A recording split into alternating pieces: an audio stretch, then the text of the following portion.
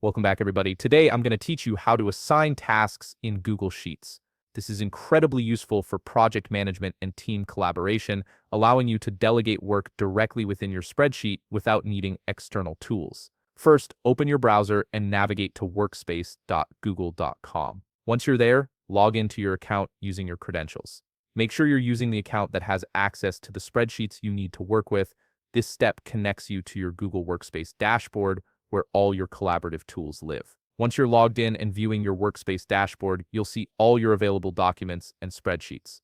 Simply click on the spreadsheet where you want to assign tasks. This could be a project tracker, a team workload sheet, or any collaborative document where task assignment is needed. The spreadsheet will open in a new view, giving you full access to all its features. Now locate and click on the specific cell containing the task you want to assign to someone. This is important because the comment and assignment will be anchored to this exact cell, making it easy for team members to find their assigned work. With the cell selected, look up to the top menu bar and click on Insert from the drop-down menu that appears. Select Comment. This opens up the commenting feature, which is the key to assigning tasks in Google Sheets. In the comment box that pops up, type the @ symbol, which is the @ key. This activates Google's mention feature.